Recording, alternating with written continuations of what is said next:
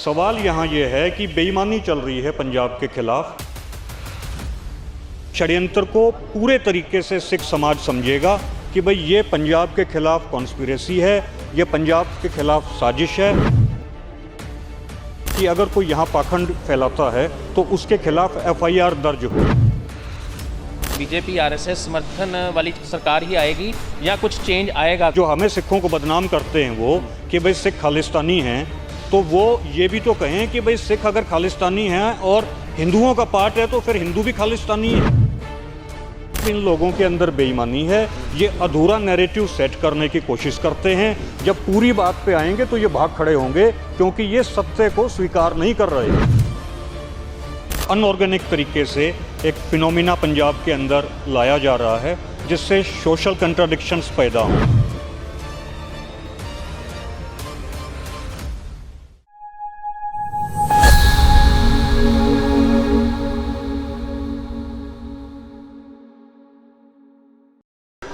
ਸਾਡੇ ਨਾਲ ਅੱਜ ਮਨੋਜ ਸਿੰਘ ਦੂਹਨ ਜੋ ਕਿ ਹਰਿਆਣਾ ਤੋਂ ਆਏ ਨੇ ਤੇ ਇਸ ਲਈ ਅਕਾਲ ਤਖਤ ਸਕੱਤਰੇਤ ਖੜੇ ਨੇ। ਇਹਨਾਂ ਦੇ ਤੇ ਹੋਰ ਵੀ ਸਾਥੀ ਜਿਹੜੇ ਨੇ ਉਹਨਾਂ ਨੇ ਜਿਹੜਾ ਹੈ ਜਥੇਦਾਰ ਸ਼੍ਰੀ ਅਕਾਲ ਤਖਤ ਸਾਹਿਬ ਨਾਲ ਮੁਲਾਕਾਤ ਕੀਤੀ ਹੈ।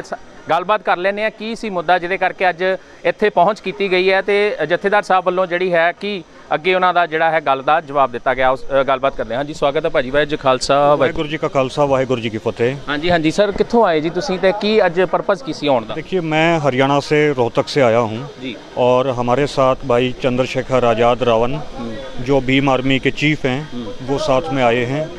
और हमने भाई साहब से ये रिक्वेस्ट की थी कि आप दरबार साहिब में आएँ क्योंकि ये गुरुओं की धरती है, और उन्होंने हमारी रिक्वेस्ट को कबूल किया। और आज आपकी मुलाकात सिंह साहब जी से, जथेदार ज्ञानी हरप्रीत सिंह जी से हुई और बहुत फ्रूटफुल ये बातचीत रही क्योंकि आज जो भाई चंद्रशेखर के जो मन में सवाल थे उन सारे सवालों का जो है जथेदार साहब ने बहुत तफसील से उन सारे सवालों का जवाब क्या दिया। जवाब थे? क्या सवाल थे? उन्होंने सवाल किया कि भाई डॉक्टर अम्बेडकर सिख क्यों नहीं बन सके।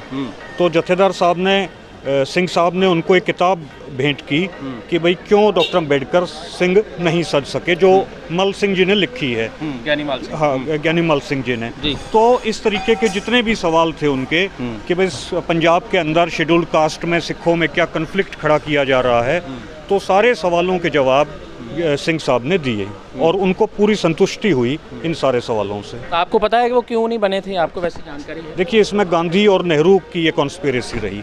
अदरवाइज़ तो ये कहा जाता है कि भाई इसमें सिखों एक नैरेटिव बिल्ड किया गया कि इसमें सिखों की गलती थी, लेकिन मल सिंह जी ने अपनी बुक के माध्यम से ये समझाया है कि नहीं, सिखों की गलती नहीं थी, ये गांधी और नेहरू की कॉन्स्पिरेसी थी कि अगर शेड्यूल्ड कास्ट जो है वो, अगर डॉक्टर अम्बेडकर सिख बन जाते हैं तो पूरा का पूरा इंडिया का जो शेड्यूल्ड कास्ट है वो इस मानवतावादी धर्म में, सिख धर्म में आ जाएगा, जिसमें सब संतों की वाणी है और सब जो है मानवता की भलाई के लिए जिसमें कहा गया है, लिखा गया है। आप हिंदी में बात कर रहे हैं कि आप सिख फैमिली से हैं या कि किसी मतलब और जाति से आते हैं? देखिए, मैं हिंदू जाट परिवार में मेरा जन्म हुआ था, लेकिन मैं जेल में रहा 4 साल। अच्छा, किस लिए? जाट आरक्षण के सिलसिले में हरियाणा में, जहां मुझे गुरु महाराज जी ने ये समझ दी कि भाई हमारा जो मूल धर्म है वो सिख धर्म है, और मैं फिर अपने मूल धर्म में सिख धर्म में आ गया। तो इस वजह से जो है हम हिंदी भाषी, हरियाणवी भाषी जो है हमारी लैंग्वेज है। इस वक्त जो अगर दलितों की बात करें, SC भाईचारे की बात करें, धर्म परिवर्तन की बात करें, उस वक्त की हम बात कर रहे हैं जब अम्बेडकर जी जो इधर आए थे, लेकिन वो उसके बाद बौद्ध धर्म में चले गए। इस वक्त जो है बड़े पैमाने पर जो है ईसाई धर्म में जो है लोग जा रहे हैं, चाहे वो हिंदू हैं, चाहे वो सिख हैं, चाहे किसी और जाति के हैं। इसको कैसे लेते हैं और इसको आगे इसके लिए कोई बातचीत हुई है जथेदार साहब से? देखिए, ब्रिटिश टाइम में भी जो है इस बड़े पैमाने पर धर्मांतरण नहीं हो रहा था जब अंग्रेज़ों का राज था। अब ये अनऑर्गेनिक तरीके से एक फिनोमिना पंजाब के अंदर लाया जा रहा है जिससे सोशल कंट्राडिक्शंस पैदा हों। अदरवाइज़ कोई नेचुरली जीसस क्राइस्ट की शिक्षाओं से प्रभावित होके कोई ईसाई बनता है, किसी को वो धर्म पसंद आता है, उसमें किसी का कोई मतभेद नहीं है, लेकिन किसी को लोभ लालच से, चमत्कार दिखाकर और चंगाइयों के झूठे प्रोग्राम करके उस तरीके से अगर जो है यहाँ लोगों को भरमाया जाता है, गरीब लोगों को बहकाया जाता है, तो उस पर जो है सभ्य समाज को ऑब्जेक्शन होगा और केवल सभ्य समाज को ही नहीं बल्कि जो इंटेलिजेंट और जो सही मायने में जो क्रिश्चियन हैं उनको भी इस बात का एतराज़ होगा कि भाई ऐसा नहीं होना चाहिए कि जिससे इवन क्रिश्चियनिटी की भी बदनामी हो। मैं ये कह रहा था कि जैसे विधानसभा या लोकसभा में एक ऐसा मत लाना चाहिए कि जिससे कि अगर कोई क्रिश्चियनिटी या किसी और धर्म में जाता है तो उसको कम से कम नाम चेंज होना चाहिए। आज की अगर मैं बात करूं कि आज पूरे पंजाब में ये कहा जा रहा है कि ईडी के जो है वो रेड पड़ रहे हैं पास्टरों के घर, और इसमें ये देखा जा रहा है कि उनको फंडिंग हो रही है, क्या हो रहा है, कई देर से ये उसको इन्वेस्टिगेशन के लिए या रेड पड़ा है, लेकिन नाम उनके जो हिंदू धर्म में है वही है, सिख धर्म में है वही है। ये होना चाहिए मेरे ख्याल में कि ईसाई धर्म में अगर वो जाता है तो उसका नाम भी चेंज होना है ताकि पता चल सके कि ये सिख नहीं है या ईसाई धर्म में इसने परिवर्तन करना। देखिए मेरा इसमें पर्सनली ये है भाई, कोई बोले राम राम, कोई खुदाए, कोई सेवई गुसैया, कोई अल्लाए। नाम का झगड़ा नहीं है वीर जी, नाम तो कोई कुछ भी रख ले।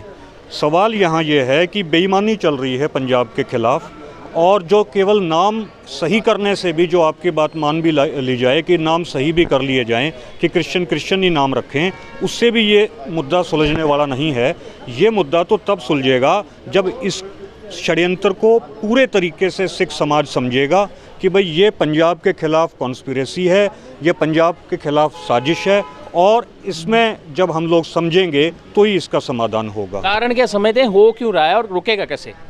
देखिए रुकेगा इस तरीके से, इसमें छोटे छोटे कई प्रयोग करने पड़ेंगे कि जैसे पंजाब के अंदर ये एक्ट जो है ये मजबूत करना पड़ेगा कि अगर कोई यहाँ पाखंड फैलाता है तो उसके खिलाफ FIR दर्ज हो। जैसे महाराष्ट्र के अंदर ये कानून है कि अगर कोई पाखंड फैलाएगा तो उसको जो है जेल में डाल दिया जाएगा। जैसे धीरेंद्र जो शास्त्री है, जो बागेश्वर धाम का जो चीफ है, अभी उसने महाराष्ट्र के अंदर अपने प्रचार प्रसार करना शुरू किया जो मेंटलिस्ट करते हैं, और लेकिन वो उस मेंटलिस्ट की जो विधा है, उसकी जो विद्या है, उसका जो गलत प्रयोग करके और वो लोगों को भरमा रहा था।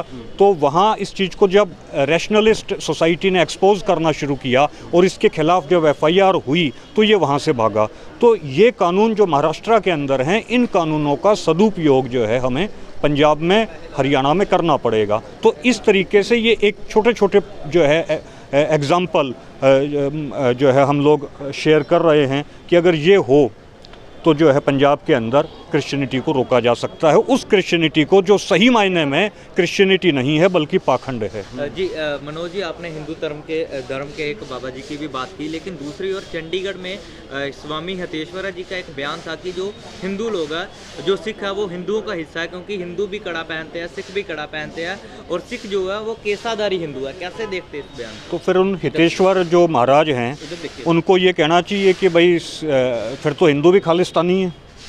भाई अगर सिक्खी जो है, जो हमें सिखों को बदनाम करते हैं वो कि भाई सिख खालिस्तानी हैं, तो वो ये भी तो कहें कि भाई सिख अगर खालिस्तानी हैं और हिंदुओं का पार्ट है तो फिर हिंदू भी खालिस्तानी है। खालिस्तान जो राज मांगा जा रहा है, फिर हिंदुओं को उसमें दिक्कत नहीं होनी चाहिए, हिंदू राष्ट्र की बात उसमें हिंदुओं को दिक्कत नहीं होनी चाहिए। लेकिन दिक्कत क्या है भाई साहब, इन लोगों के अंदर बेईमानी है, ये अधूरा नैरेटिव सेट करने की कोशिश करते हैं। जब पूरी बात पे आएंगे तो ये भाग खड़े होंगे, क्योंकि ये सत्य को स्वीकार नहीं कर रहे।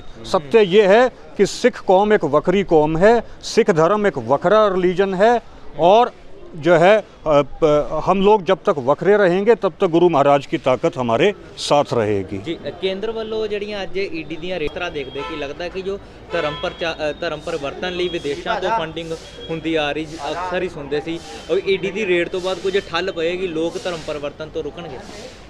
देखिए ये छोटे छोटे ब्रेकर्स तो आएंगे, लेकिन जिस योजना के साथ क्रिश्चियन मिशनरीज़ यहाँ काम कर रही हैं वो इन चीज़ों को कुछ नहीं मानती, ईडी के रेड को या छोटे मोटे इंस्टेंसेस को। वो एक बहुत बड़ी मूवमेंट है जो क्रिश्चियनिटी के थ्रू पंजाब के अंदर लाई जा रही है। तो इसके लिए केवल ईडी की रेड से काम नहीं चलेगा, इसके लिए पूरा हॉलिस्टिक विज़न हमें बनाना पड़ेगा, पूरी योजनाएं तैयार करनी पड़ेंगी, तब जाके ये लोग रुकेंगे, अदरवाइज़ ये रुकने वाले नहीं हैं। ਤਾਂ ਮਨੋਜ ਜੀ, ਜਿਹੜੀ ਅੱਜ ਦੀ ਤੁਹਾਡੀ ਬੈਠਕ ਹੋਈ ਜਥੇਦਾਰ ਸ਼੍ਰੀ ਅਕਾਲ ਤਖਤ ਸਾਹਿਬ ਨਾਲ, ਕਿੰਨੀ ਕੁ ਬੈਠਕ ਲੱਗਦਾ ਕਾਰਗਰ ਸਾबित ਹੋਏਗੀ ਕਿ ਕੁਝ ਸਿੱਟਾ ਜਿਹੜਾ ਇਸ ਬੈਠਕ ਤੋਂ ਨਿਕਲ ਕੇ ਸਾਹਮਣੇ आ रहा है? देखिए इसमें आज भाई चंद्रशेखर रावण जी जो दरबार साहिब में आए और आपने माथा टेका, तो ये एक तरीके से जहाँ हम लोग रुक गए थे ना कि डॉक्टर अंबेडकर सिख नहीं बन सके और वो बोधी में चले गए, तो ये और वहाँ जहाँ सिखों को बदनाम किया गया कि भाई डॉक्टर अंबेडकर साहब सिख इसलिए नहीं बने क्योंकि उसमें सिख लीडरशिप की गलती थी। आज भाई चंद्रशेखर आज़ाद जी ने ये बात समझ ली है और उन्होंने वो बुक भी जो है ली है कि भाई डॉक्टर अंबेडकर सिख क्यों नहीं बन सके, जो मल सिंह जी ने लिखी है। उन्होंने कहा कि मैं इस किताब को हिंदी ट्रांसलेशन नहीं इसकी पढ़ूंगा, मैं इस किताब मैं पंजाबी सीखूंगा, गुरमुखी सीखूंगा और फिर मैं इस बुक को पढ़ूंगा। तो ये जो मतभेद जो एजेंसीज़ के माध्यम से जो सिखों में, शेड्यूल्ड कास्ट में जो खड़े करके सिक्खी को कमज़ोर करने की जो कोशिशें जो है की जा रही हैं आरएसएस के माध्यम से, मैं समझता हूं कि भाई चंद्रशेखर आज़ाद चूँकि आज यहाँ आए हैं तो इस वजह से इन कोशिशों को काफ़ी हद तक झटका लगेगा और एक सही नैरेटिव जो है पूरे इंडिया के अंदर चलना शुरू होगा। एक हरियाणा में जैसे इस वक्त बीजेपी की सरकार है, आप कैसे समझते हैं 2024 में जो है इलेक्शन आने वाली है, बहुत बड़ा मैंडेट होता है, लोग देते हैं, आप क्या समझते हैं कि आने वाले टाइम में ये बीजेपी आरएसएस समर्थन वाली सरकार ही आएगी या कुछ चेंज आएगा, कुछ क्रांति आएगी? देखिए, क्रांति तो अब तक बहुत पहले आ चुकी होती अगर ईवीएम मशीनों में गड़बड़ ना होती तो ये ईवीएम मशीनों के थ्रू ही ये आज इस देश पर हुकूमत कर रहे हैं। अदरवाइज़ आप सर्वे कर लीजिए, एक भी आदमी बीजेपी को वोट दे के राजी नहीं है। गांव में आप सर्वे कर लीजिए, यहाँ जितने भाई खड़े हैं इनमें सर्वे कर लीजिए, लेकिन जहाँ पूरी दुनिया में ईवीएम मशीन बड़ी बड़ी डेमोक्रेसीज़ में नहीं है, अमेरिका में नहीं है, वो तो भारत से काफ़ी विकसित कंट्री है, हर महीने में टेक्नोलॉजी में, जापान में नहीं है, इंग्लैंड में नहीं है, फ्रांस में नहीं है, यूरोपियन यूनियन के किसी कंट्री में नहीं है, तो भाई इंडिया के अंदर इस ईवीएम की क्या ज़रूरत है। लेकिन ईवीएम के थ्रू, ईवीएम में टेम्परिंग करके ये लोग हुकूमत में बने हुए हैं, तो क्रांति तो इस देश में आ चुकी है। ईवीएम को आप हटा दीजिए, आज ही इस देश में फिर इसका हल कैसे होगा, क्योंकि ईवीएम तो अभी भी चल रही है, उसी से ही वोटिंग होनी है। इसका हल जो है यही होगा कि ईवीएम जो है उसको फेल करने का एक तरीका है कि फ़र्ज़ करें एक और थोड़ा सा मेहनत करनी पड़ेगी, थोड़ा पैसा खर्चना पड़ेगा इस चीज़ में। उसमें यह है कि एक एक सीट के ऊपर 400 बंदों कैंडिडेट्स को खड़ा करना शुरू करें। एक एक सीट के ऊपर 400 जब कैंडिडेट्स खड़े होंगे, चाहे विधानसभा हो चाहे लोकसभा हो, तो ईवीएम फेल हो जाएगी, क्रैश हो जाएगी। ईवीएम को ये कोई पार्क में थोड़ा ना लगाएंगे। और ये जो है इलेक्शन कमीशन का भी ये एक इसका क्लॉज है कि एक लिमिटेड शायद 60 है कि इससे ज़्यादा अगर कैंडिडेट्स खड़े हो जाते हैं तो वहाँ हमें बैलेट से इलेक्शन करवाना पड़ेगा। तो ईवीएम को तो फेल करने का यही तरीका है कि सारी विपक्ष की पॉलिटिकल पार्टीज़ ईवीएम को प्रिंसिपल पॉलिटिकल चैलेंज मानकर और जो है 400 500 कैंडिडेट्स गांव-गांव से कैंडिडेट्स खड़ा करना शुरू करें, तो ईवीएम जो है वो ख़त्म होगी। अदरवाइज़ जो है इस देश में उन्हीं लोगों की हुकूमत चलती रहेगी जो लोग, अगर हम लोग सारे इकट्ठा हो जाएं तो जो हमारे जूते का फीता खोलने में और बंद करने में गर्व महसूस करें, उन लोगों की हुकूमत अदरवाइज़ चलती रहेगी। इस देश में चोरों की हुकूमत चलती रहेगी। अब अडानी को आप देख लीजिए, जो है एक्सपोज हो रही हैं ना चीज़ें, तो ये LIC का एक दिन में कितना करोड़ों का घाटा हो गया जो आज तक नहीं पड़ा। ये तो पूरे देश का भाई साहब घाटा ही करते आए हैं ये लोग, और इसका यही तरीका है। आपने पूछा कि ईवीएम को कैसे फेल किया जाए, तो ईवीएम को इस तरीके से हम लोग फेल कर सकते हैं, क्योंकि राम मनोहर लोहिया ने एक बात कही थी। राम मनोहर लोहिया ने कहा था कि जिंदा कौमें 5 साल इंतजार नहीं करती, लेकिन इस बात को तो हम सब जानते हैं। लेकिन राम मनोहर लोहिया जी का एक और वाक़या था, एक और उनकी कोटेशन थी जिसको भविष्य जानेगा कि अगर राज सही नहीं चल रहा हो तो अराजकता फैला दीजिए, उस अराजकता से कुछ न कुछ पॉजिटिव चीज़ें निकलेंगी। तो ईवीएम को फेल करने का यही तरीका है कि ईवीएम के अंदर अराजकता फैला दें, 400 500 कैंडिडेट्स खड़ा करें, एक एक विधानसभा से, एक एक लोकसभा। इसके लिए आपकी पार्टी या आपकी जो दल है या संस्था है वो जागरूक करेगी लोगों को इस चीज़ के लिए? हमारे इस बारे में काफ़ी बड़े पॉलिटिकल लीडरशिप से हमारी बातें चल रही हैं, जिसमें मैं अभी नाम नहीं लूँगा, लेकिन मैं उनके टच में हूँ। और ऐसा आप देखेंगे कि परमात्मा ने शुक्र रखा, वाहेगुरु जी की कृपा बनी रही, तो उत्तर प्रदेश के अंदर ये एक्सपेरिमेंट होगा। ਜੀ ਬਹੁਤ ਬਹੁਤ ਧੰਨਵਾਦ। ਧੰਨਵਾਦ। ਵਾਹਿਗੁਰੂ ਜੀ ਕਾ ਖਾਲਸਾ ਵਾਹਿਗੁਰੂ ਜੀ ਕੀ ਫਤਿਹ। ਇੱਥੋਂ ਇਹ ਸੀ ਨਾ ਜੀ ਕਿ ਹਰਿਆਣਾ ਜੱਟ ਹਿੰਦੂ ਜੱਟ ਫੈਮਿਲੀ ਤੋਂ ਜਿਹੜੇ ਨੇ ਸਿੱਖ ਜਿਹੜੇ ਨੇ ਕਨਵਰਟ ਹੋਏ ਨੇ ਔਰ 4 ਸਾਲ ਜੇਲ੍ਹ ਕੱਟ ਕੇ ਆਏ ਅੰਦੋਲਨ ਦੇ ਦੌਰਾਨ, ਔਰ ਉਹਨਾਂ ਨੇ ਇੱਕ ਵੱਡੀਆਂ ਗੱਲਾਂ ਕੀਤੀਆਂ EVM ਨੂੰ ਲੈ ਕੇ, ਚਾਹੇ ਸਿੱਖ ਧਰਮ ਨੂੰ ਲੈ ਕੇ, ਧਰਮ ਪਰਿਵਰਤਨ ਨੂੰ ਲੈ ਕੇ ਬੜੀਆਂ ਵੱਡੀਆਂ ਗੱਲਾਂ ਔਰ ਜਿਹੜੀਆਂ ਮਹੱਤਵਪੂਰਨ ਗੱਲਾਂ ਜਿਹੜੀਆਂ ਅੱਜ ਉਹਨਾਂ ਵੱਲੋਂ ਕੀਤੀਆਂ ਗਈਆਂ ਹਨ। ਆਉਣ ਵਾਲੇ ਸਮੇਂ 'ਚ ਦੇਖਾਂਗੇ ਕਿ ਇਹਨਾਂ ਦੇ ਉੱਤੇ ਰਾਜਨੀਤਿਕ, ਧਾਰਮਿਕ ਅਤੇ ਸਮਾਜਿਕ ਇਹਨਾਂ ਗੱਲਾਂ ਦਾ ਕੀ ਅਸਰ ਹੁੰਦਾ ਹੈ। ਕੈਮਰਾਮੈਨ ਗੁਰਦਿਆਲ ਸਿੰਘ ਦੇ ਨਾਲ ਅੰਮ੍ਰਿਤਸਰ ਤੋਂ ਕੁਲਵਿੰਦਰ ਸਿੰਘ ਦੀ ਵਿਸ਼ੇਸ਼ ਰਿਪੋਰਟ।